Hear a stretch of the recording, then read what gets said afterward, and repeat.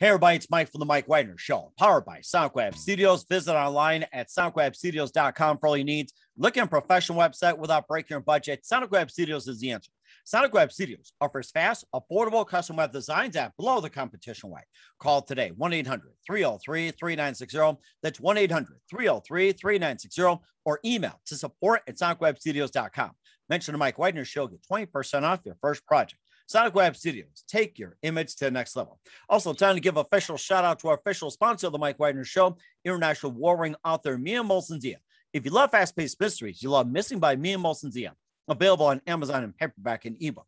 Missing is fast-paced and intriguing with an unforgettable twist. Takes place in 4 countries, 2 strangers, 1 target, where truth is an illusion and those you love be the first to go missing. It's available on Amazon in paperback and ebook.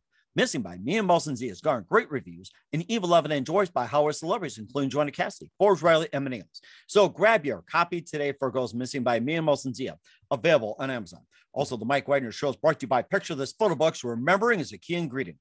How beautiful your mother looked at her wedding, and even more so at yours. Who doesn't miss grandma's meatballs, huh? Well, the holidays are coming. What better time to give a gift for remembrance makes you laugh and cry at the same time? What a gift for grandma's recipes, or just because those smiles and tears will just melt your heart. Call Karen Shaw, Picture This Photo Books at 646-798-0809, or visit picturethisphotoBooks.com. Mention the Mike Widener Show, get 10% off your first order. Picture This Photo Books. Bring your memories back to life. The whimsical, casual, or formal, and always uniquely you. Also, check out the Mike Widener Show at themikewidenershow.com and over 30 podcast platforms, including Facebook, Spreaker, Spotify, iHeartRadio, iTunes, Google Play, Amazon, Apple Music, and more. Take the Mike Widener Show on any mobile device. Subscribe to the Mike Widener Show on the YouTube channel. Follow the Mike Widener Show on Instagram and Twitter today, and check out the great merchandise at themikewidenershow.com and also on Amazon.com at the Mike Widener Show podcast. T-shirts, pop sockets, throw pillows, tote bags, and more. Makes great gifts 24/7, 365 for your family, friends, and loved ones. Also, check out the Me and Molson-Zia store on Amazon for great books like T-shirts, pop sockets, hoodies, and all kinds of great books like Missing, Once, and Wrinkles. Go to Amazon.com/Me and Molson-Zia. Make sure you order today. And don't forget to support the Mike Widener Show on Anchor FM, as well as PayPal at the Mike Widener Show or Mike Widener Voiceover. And also support us at themikewidenershow.com, and make sure you give generously today.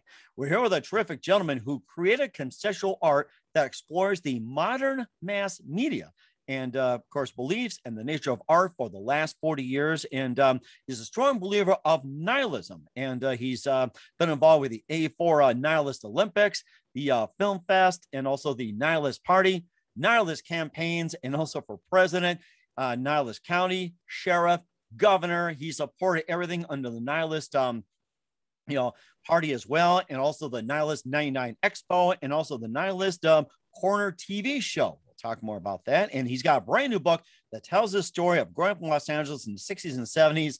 It was rebellious, but it was also fun and very artistic. Live, ladies and gentlemen, from the Plus Studios in beautiful downtown Los Angeles, the amazing, the really nihilistic, and just one of the best out there, author of LA Freak, Elisha Shapiro. Alicia, good morning, good afternoon, good evening. Thanks for joining us today. It's nice to be here. Well, it's great to have you on board as well, too. And you did a wonderful job over the last 40 years of creating conceptual art that explores the modern mass media, as well as beliefs and the nature of art. And you're also a strong believer of nihilism. We'll talk more about that. You're involved in the 84 Nihilistic Olympics, the Nihilist Film Fest, the Nihilist Party, the Nihilist campaigns, and for president as well, too. And won by, of course, by Ronald Reagan. He did get some votes, and also ran for Nihilist County, sheriff, and governor, involved in 99 Expo. And you also have a TV show as well called Nihilist Corner. And you also got a book called LA Freak, talking about the story of growing up in Los Angeles. And before we get into all that, just first of all, before we got started, exactly what is nihilism in your terms? Okay. So people mean different things when they say, I say nihilist because it sounds friendly. Nihilist, okay, got it. Nihilist or nihilist, either one is acceptable. It's basically, I don't believe in anything, but it's, people use it as an insult. There's a story about when I first thought about, maybe I'm a nihilist. Some teenager who worked for me said, "Oh, I heard somebody say nihilist, call somebody a nihilist." And she was asking me to explain it in the 70s. And then I thought it was funny that it was an insult back then. It might still be an insult. But it just means, it was being used as that person believes in something that I do not believe in. But that's not really it. It's like we have belief systems and religions and morality and world views. And nihilists like me thinks, well, all that stuff is made up. And if you like it, fine. But I don't really like any of that stuff. Mm-hmm. And how'd you first, coming into encountering nihilism or nihilism, and how'd you first embrace it and accept it, and what was the reason behind it? Well, I'm not sure there's a reason behind becoming a nihilist. I mean, I've always been kind of an oddball kid growing up, and the book kind of talks about that a little bit, about somehow, and I was just thinking about this actually yesterday. A lot of times beliefs are about being in a tribe, and we humans are tribe people.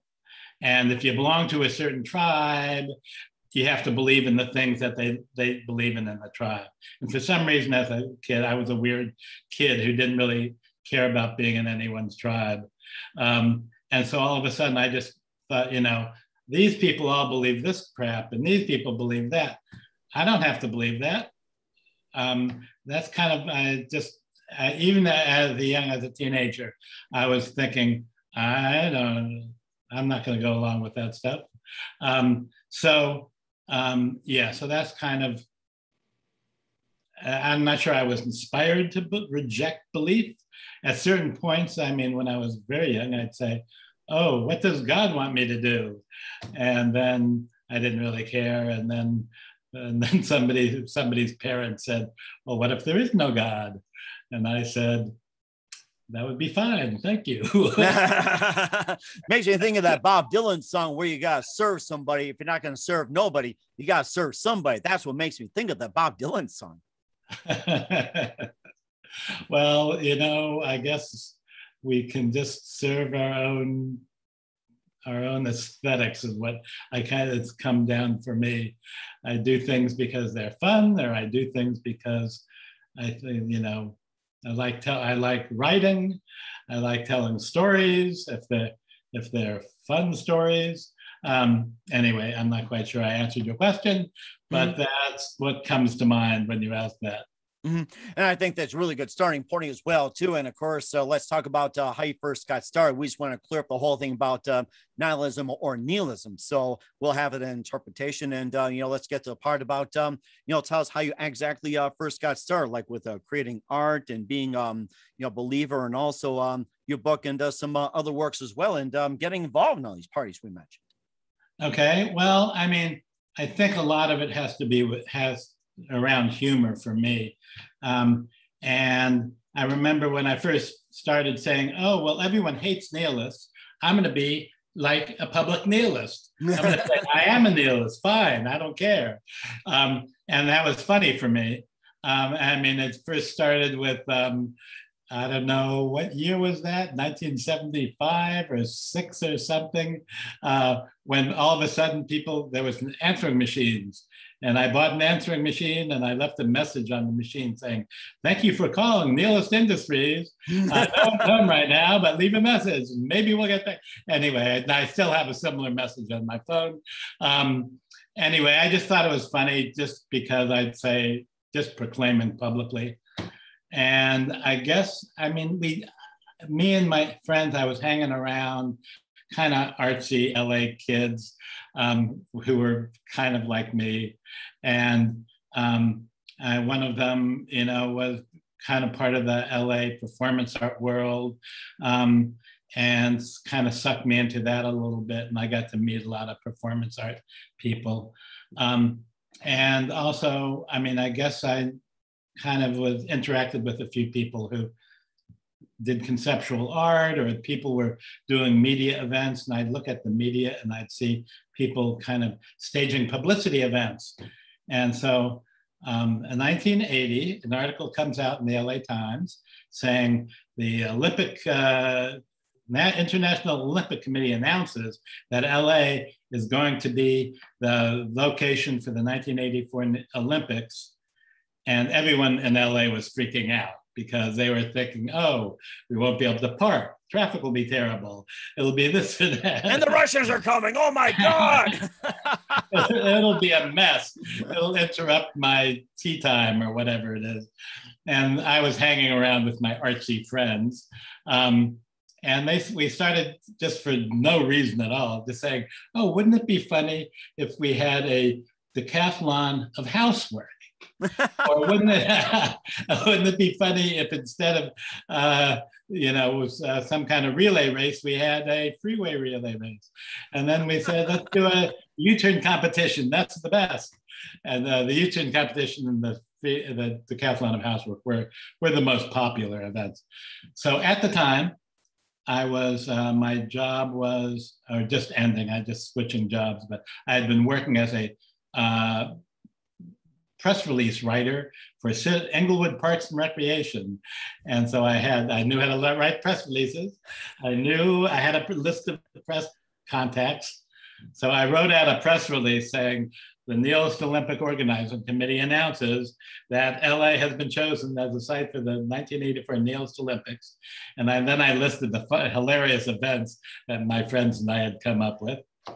And I thought that was it, maybe something would happen. And of course, like within a few weeks, the LA Times is banging on my door and wants to do an article.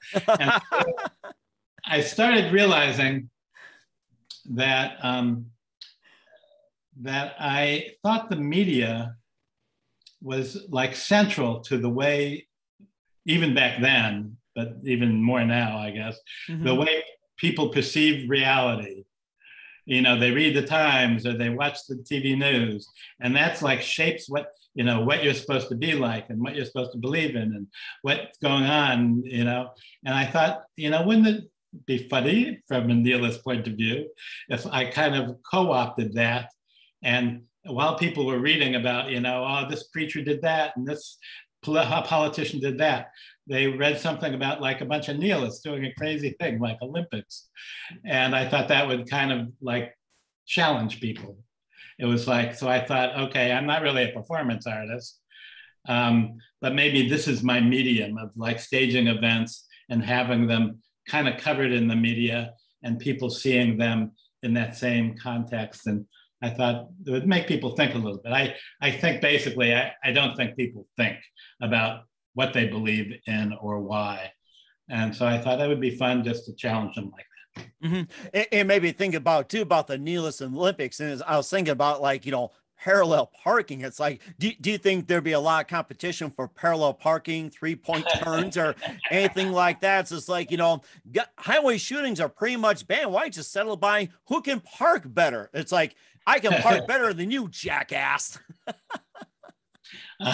Anyway, when the Olympics were about to start, the LA Times, a bunch of people, a lot of coverage, much more than I expected.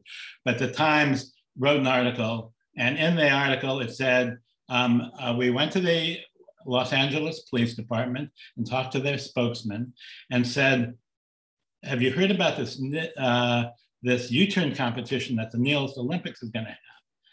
And the article said, the spokesman laughed and then got really serious and said, you shouldn't play in the traffic like that. Oh my goodness. They take their job way too seriously. Oh man, it's like they probably didn't have enough coffee or donuts that day or something, or there was no chocolate donuts. It's like they were crabby, I'm sure. Anyway, I did make them laugh. That's what matters. We'll also talk about some of the other events you got involved in, like the Nihilist Film Fest, the Nihilist Party, the Nihilist campaigns, president, county sheriff, the expo, and the list goes on and more. And are we going to believe it or not? We'll find out in just 1 minute if you want to believe. But first, listen to the Mike Wagner Show at themikewagnershow.com. You can believe it or not. We're powered by SonicWeb Studios. Visit online at sonicwebstudios.com for all your needs. Looking at a professional website without breaking your budget, Sonic Web Studios is the answer. Sonic Web Studios offers fast, affordable custom web designs that blow the competition away. Call today, 1-800-303-3960. That's 1-800-303-3960. Or email to support@sonicwebstudios.com. Mention the Mike Widener Show. Get 20% off your first project. Sonic Web Studios, take your image to the next level. Also, time to give official shout out to our official sponsor of the Mike Widener Show, international warring author Mia Molson-Dia. If you love fast-paced mysteries, you love Missing by Mia Molson-Dia, available on Amazon in paperback and ebook. Missing is fast-paced and intriguing with an unforgettable twist. It takes place in 4 countries, 2 strangers, 1 target, where truth is an illusion and those you love be the first to go missing. It's available on Amazon in paperback and ebook. Missing by Mia Molson-Dia has garnered great reviews and even loved and endorsed by Howard celebrities, including Joanna Cassidy, Forrest Riley, and many others. So grab your copy today for Goes Missing by Mia Molson-Dia. Available on Amazon. Also, the Mike Widener Show is brought to you by Picture This photo books. Remembering is a key ingredient. How beautiful your mother looked at her wedding, and even more so at yours. And who doesn't miss Grandma's meatballs, huh? Well, the holidays are coming. What better time to give a gift from remembrance that makes you laugh and cry at the same time? Whatever gift for Grandma's recipes or just because those smiles and tears will just melt your heart. Call Karen Shaw. Picture This photo books at 646-798-0809 or visit picturethisphotoBooks.com. Mention the Mike Widener Show. Get 10% off your first project. Picture This photo books. Bring your memories back to life. The whimsical, casual, or formal, and always uniquely you. And check out the Mike Widener Show on over 30 podcast platforms and the MikeWidenerShow.com. Take us with you on any mobile device. Subscribe to the Mike Widener Show on the YouTube channel.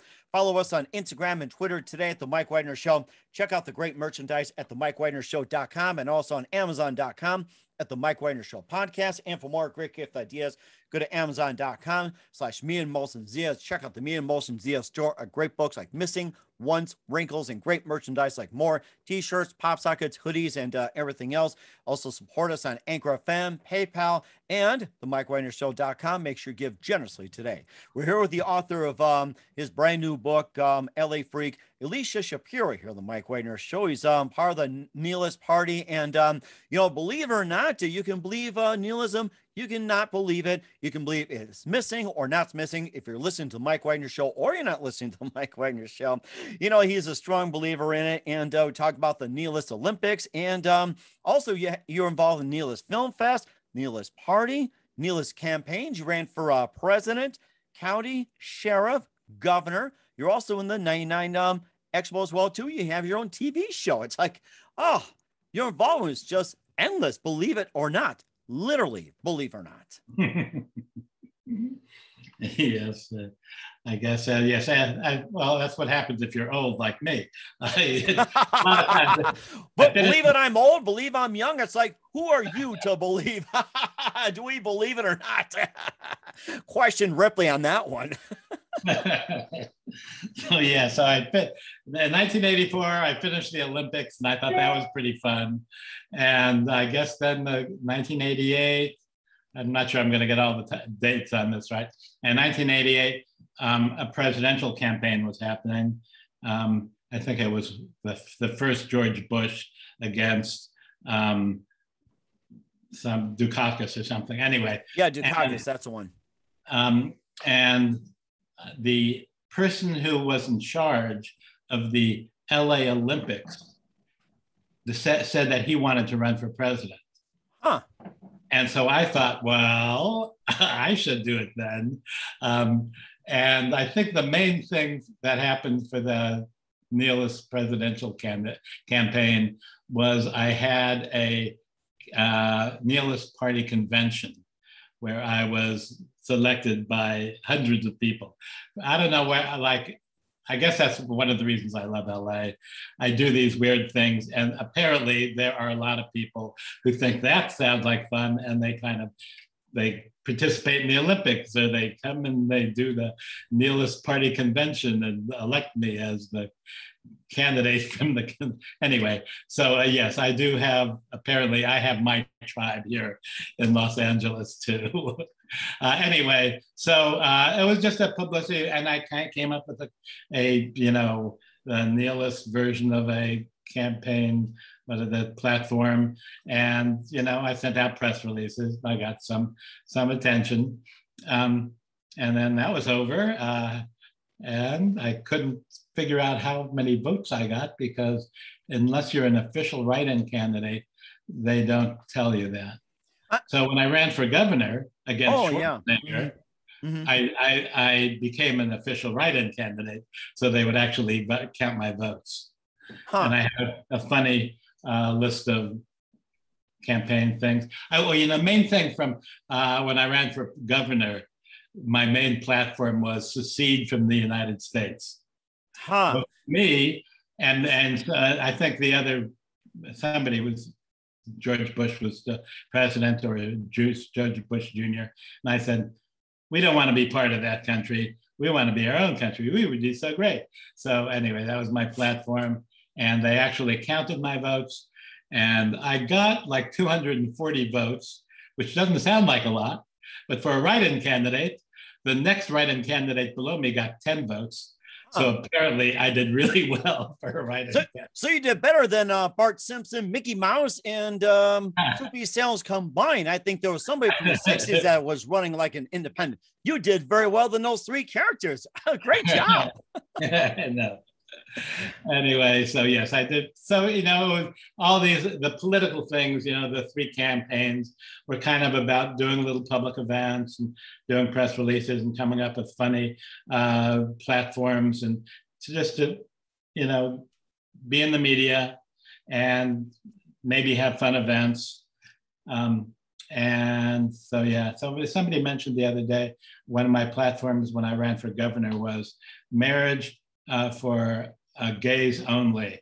No more marriage for heterosexuals. Oh, yeah. I think I was reading something about that too, or it says totally opposite to what you're doing as well, too. That, what was it? Free college education. And of course, we also talked about succession for the United States, marriage for gays only, and Right. talk about that. And the free college education, there's people that are still pushing it to this day. It's like, wow, it's like I totally forgot about the free college education back then. It's like, where the heck was I back then? Eating too many jelly beans with Ronald Reagan's wife, Nancy. Oh, that's what you get when you have so many jelly beans, especially the black ones. Oh my God. Anyway, so I mean, that was a political campaign for kind of like, just another idea of these, I guess when I was younger, there was some comedian, Pat Paulson, I think. Pat Paulson, I was just going to mention that because I was rattling off the names that you actually had more votes. And it's like, who was that other one? I thought it was Soupy Sales. He might have, but Pat Paulson came to mind. It's like, that was it. Thank you. Yeah. Pat Paulson's another one, but he probably had, what was it, 239, 241? It's like, oh God, I lost count. Anyway, but the idea of a comedian running for president, I think somewhere, as a kid, I'm thinking, well, that's interesting. And then as a young adult, I thought, okay, I will use this in my own way. So the idea of people running ironically suited me somehow. And you also got defeated by all people, Arnold Schwarzenegger. I'm sure he beat everybody else too, but he says, I'll be back. Yeah, Schwarzenegger. I tried to pick elections where there was someone funny to run against. So Schwarzenegger was a good target for me to make fun of anyway. I also thought about it too. If you lived in Minnesota, you would have went up against Jesse Ventura as well too. I think that would have been comical as well too, except probably body slam. Yes. So. Yes, I considered wrestling Schwarzenegger, but I thought it would do pretty badly. Well, of course, we're here as well too. We're glad you're in one piece. We're glad you have to go up against Schwarzenegger. I probably wouldn't do that. And you also had your own TV show called Nihilist Corner, and tell us about that. Okay, so yeah, this was during the days when cable TV had public access. They stopped doing that. I don't know whether they stopped it everywhere, but in California, cable TVs don't need to have public access anymore. But I was like 12 years, once a month, I'd like have someone on and talk, and half the time it was like some weird LA artist, and half the time it was like maybe someone who believed in something. I said, okay, I have a Republican candidate for something. Come on here and explain why you want to be, why you're a Republican and why you believe that stuff. So the idea, I mean, there was a period, several years, when I was thinking, oh, people don't think about why they believe what they believe. So one of my pieces will be, well, make them tell me why they believe it. Or, just show other people, two people discussing why one would or would not believe in X. And I just thought that would, just as the artist that I am, I thought, well, that would make people start maybe thinking a little bit and maybe just saying, why do I believe? And not I would convince them not to believe anymore, but just the idea, because I think it's central that people don't think about it. Mm-hmm. They just accept what's handed to them by their tribe. Mm-hmm. You also mentioned about having a show on public access TV. I'm thinking 2006. Perhaps that's where YouTube was suddenly kind of born as well, too. Nowadays, you don't need public access. You just simply get on YouTube and all the social media. I know, I do love YouTube. But anyway, but I did just showing up at a studio once a month, sitting there, have 2 or 3 cameramen doing stuff, have a control room, and I could just sit there and talk and interview somebody and show a video. Anyway, apparently, in order for me to have a podcast now, I have to actually learn how to do switches, how electricity works. Mm-hmm. And did you say you're going to have a podcast coming up as well, too? Am I correct? No. I've thought about it. It might be fun to do that one day, but I do not. I thought I considered it a few years ago, and I said, "Oh, this is too complicated. I'm busy doing other stuff." Mm-hmm. And of course, you're also part of the world's worst acrobatic team as well, too. and of course, that'd be good for YouTube as well, too. So, I mean, I could probably be worse than you. It's just like, oh, how worse can you go? Yeah, I know. Living in LA, you have friends who are involved in the entertainment business. So yes, I did have a friend who said, "Oh, we're going to do this or this show or that show. We need an idiot to be one of the assistants." And so yes, I spent many years being a magician's assistant for my friend Larry Wilson, and we would do a lot of TV shows. And I'd be the stupid acrobat in the background who couldn't do a trick.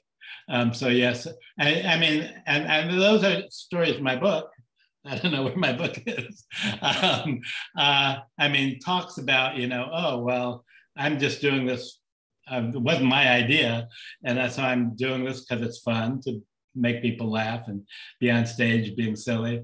And during that course of that, I would meet a lot of interesting people and some people who were not so interesting. But I talk about people in my book who I met who were either nice or stupid, and a lot of the names you might recognize.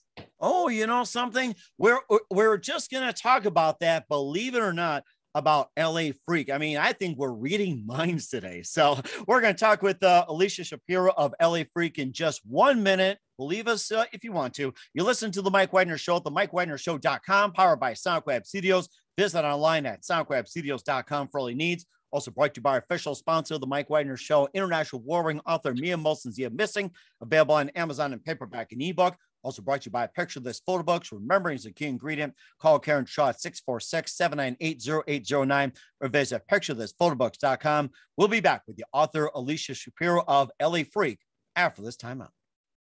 We're back with author Elisha Shapiro of LA Freak, and he's the career conceptual and also the strong believer of nihilism here on the Mike Widener Show. And LA Freak is out right now, and tell us more about the book. You also mentioned some of the people in it and keep talking further about what inspired you to write LA Freak. I'm saying that again. I said what inspired you to talk about write about LA Freaks. So talk more about the book and the people in it as well. And it looks like you're about to reach for the book too. So I know my cat was trying to get in on the oh, you got a kitty. Perfect. so I made him sit on the chair. Okay,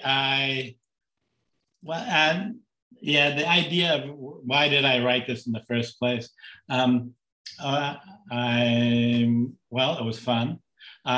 I've always kind of wanted to be a writer since I was a kid, and so I've been writing down these stories. And a few years ago, I discovered the LA alternative comedy scene, a lot of weird LA comedians, and then telling stories started to become a thing, right? The Moth and different story podcasts and shows. And so I had written down all these stories that I thought were funny things that happened to me. And so I thought, oh, maybe I'll try and tell them in front of these audiences. And people seem to love my stories. So then I thought, that was just one of the things I was thinking about when I retired from my teaching job, and then COVID happened and I couldn't go out every other night to see a comedy show. I thought, oh, well, I should go through all these stories I wrote and try to put together a fun book. That sounds like a lot of fun too. And who are some of your favorite comedians growing up now that we mentioned it? I've been thinking about the first one that comes to mind is Bobcat Goldthwait, because he was such a weird comedian and I loved that goofy character he had. Wasn't he one that set the chair on fire? Was it on the Tonight Show or some late night show? He set chair on fire. Was that the one? Sounds like it could have been him.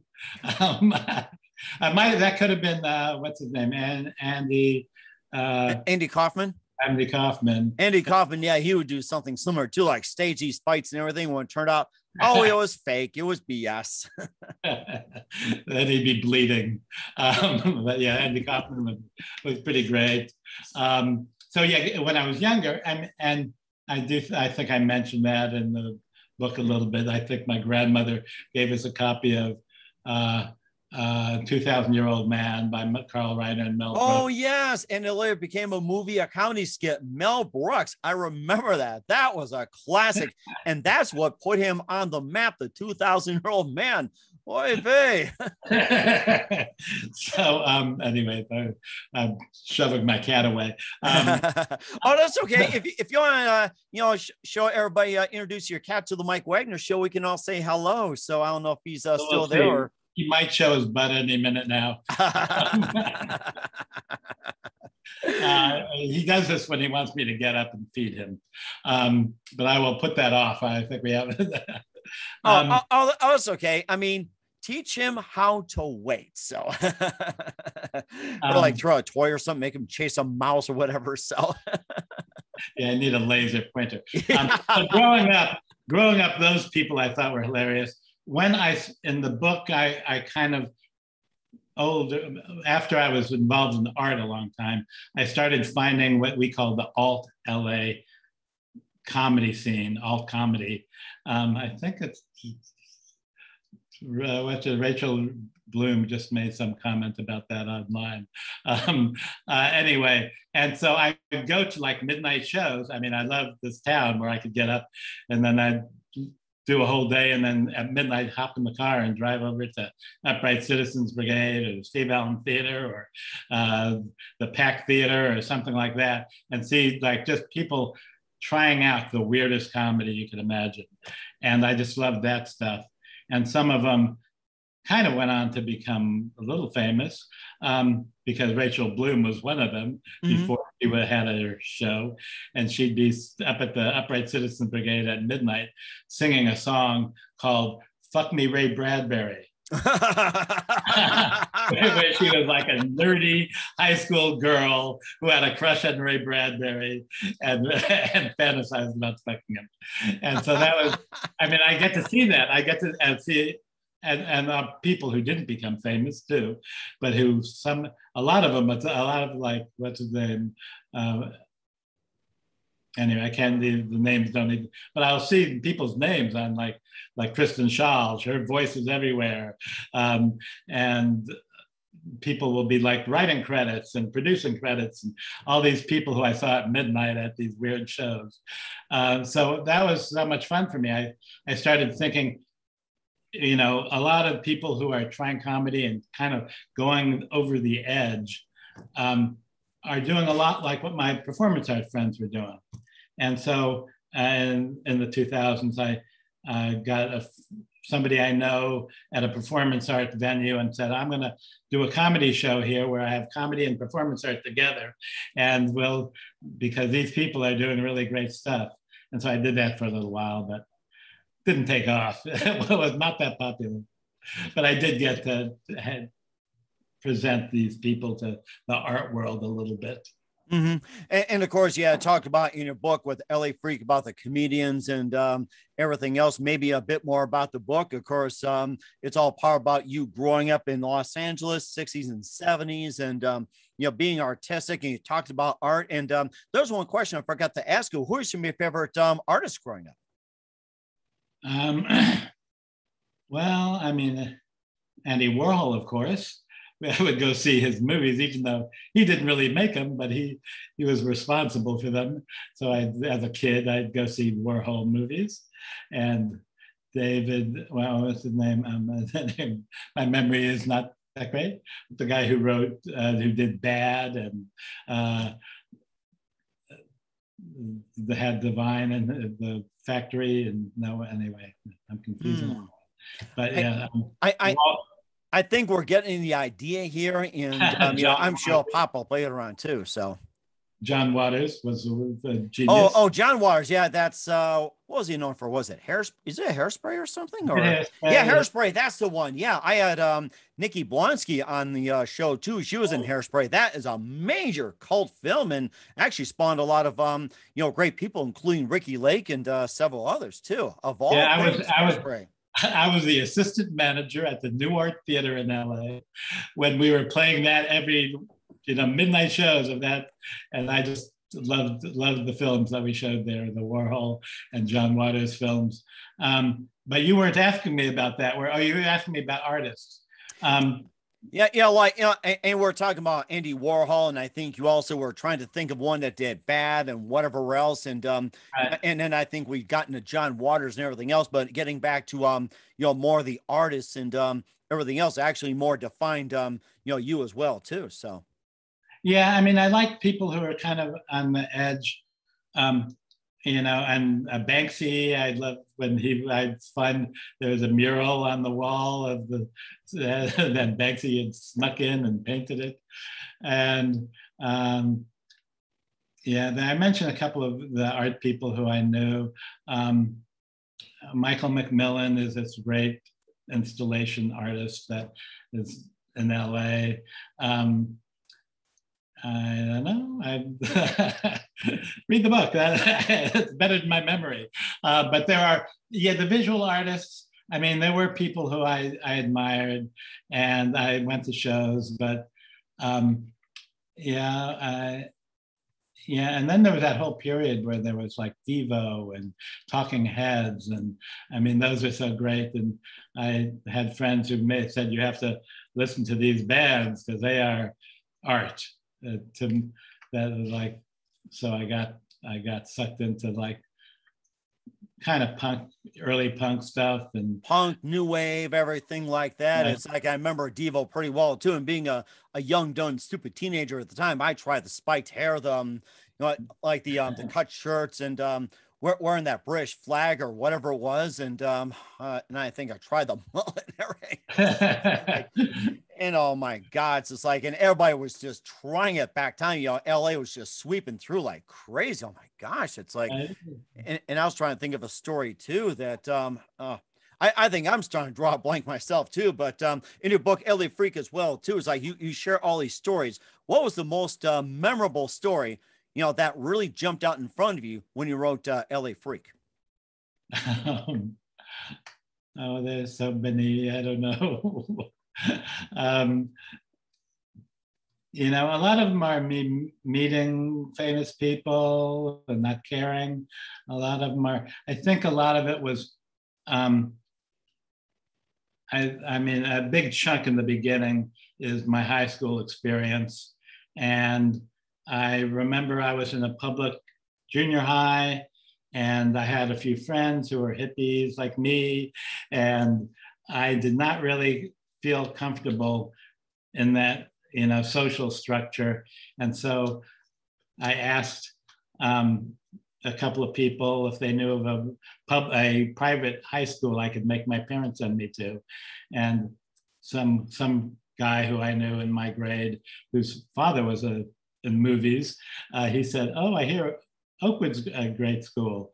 And so I told my parents, and then I hitchhiked over to the valley 20 miles away, and I, you know, found out about the school and met somebody who went there and told my parents to send me there. And my parents, I kind of guilted them into it, and they sent me. And all of a sudden I was surrounded by people who were more like me. And so that, I mean, I guess that was a lesson that if you're weird and don't fit into the normal tribes, you can kind of look around and maybe find people who are more like you. And I think that was kind of an important, fun thing for me. And I did meet some people who I'm still best friends with. That was 50 years ago, ish, maybe more. And I just met people who were like interested in art and culture, and anyway, I think that's kind of an important pivotal thing in the beginning of the book. I mean, I go on after that to my version of showbiz, and then my art life. But I think that was important in the beginning, just to see people my age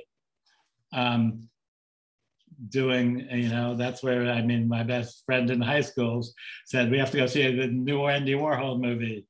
Yeah, Andy Warhol's so great. I want to be like him. Anyway, so that's where I kind of started being aware of kind of the path I could follow. Mm-hmm. And just one last thing before we wrap up here, and love to talk to you more as well too. Who was your favorite celebrity that you met as well too, especially when it was part of the book? Oh yeah, I don't know. I mean, a lot of the book is kind of like, Cary Grant saw us do the magic show, and was kind of walking by me later and said, "Good job, boys." So I didn't really meet him. He just said one line to me, but that was nice. And he was like probably the most famous person. But there was all sorts of people. You know, my neighbor was Leonard Cohen, and he was a nice neighbor, and there's stories with him. And I don't know and there's a couple of celebrities who were just assholes, and and there's some stories about them in the book. I'm not quite sure. Right now it doesn't jump to mind like that. I met a celebrity that I was really delighted about meeting, but I found them ironic. I found the whole idea that the world kind of looked at LA and said, this is like famous people, and this is glamour, and this is wonderful, and I want to go to LA and be a movie star. And I'm thinking, as the weird kid I am, I'm thinking, gee, these people are just these people, nothing special. They're just regular. That's right too. And where can we find your book, LA Freak, at? Go to Amazon and type it in, and type in my name or anything like that. I go to my website, nihilists.net, plural nihilists, because I want people to think there's more than one of us. Anyway, nihilist.net or Amazon, type it in, and it's, it's an easy read. It goes fast. It's funny. I hope it'll entertain you. And certainly will. I've been very entertained as well too, Alicia, and we hope your readers will be amazed by the book. We're here with author Elisha Shapiro of LA Freak, and also the strong believer in nihilism on the Mike Widener Show. Alicia, very big thank you for your time. You've been absolutely amazing. And just a couple more things. What else can we expect from you in 2021 and beyond? Okay, right now I am working on my Nihilist Film Festival. So every year I get like, over this year anyway, I got like 160 submissions from all over the world, including Iran and Pakistan. I got a great one from Pakistan the other day. And so I have to go through, pick out the best, what I think are the best because they're funny and weird. And then every year I put together like a 2-hour show. And usually it's at some like cool little venue in LA, but last year I had to do it online on Vimeo, and so maybe it'll be on Vimeo again, and you can all watch the Nihilist Film Festival from your bathrooms. Anyway, bathrooms. I was going to say litter box, but you beat me to it. So from your bathtub, just hold up your phone and you can watch the Nihilist Film Festival. Oh, you know something? I think I'll try that afterwards. That's a great idea. Anyway, that's what I'm working on right now. I'm also working on my Nihilist calendar, which I've done every year for the past 40 years. And so that's a fun little project for me. I have, when I wrote this book, I went through all my stories and I picked out like, a quarter of them that made sense together. And so I do have like a bunch more funny stories that didn't really fit in this book. And so I'm imagining maybe over the next year, I'll try to figure out how to put something together with some other funny stories about me taking drugs, and me trying to take drugs, and me doing all sorts of wacky things as a kid and as a grown-up. And believe it or not, we are looking forward to it. And who do you consider biggest influence in your career? And what, my career? Yeah. Uh-oh. I don't know if you can call it a career. I don't know, maybe. I think my friends in the art world here in LA, my friends from high school who are filmmakers, weird filmmakers, not Hollywood filmmakers.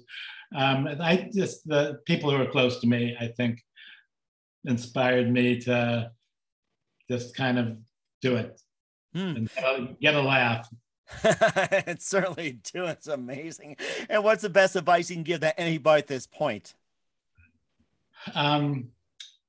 Being different is good, not bad.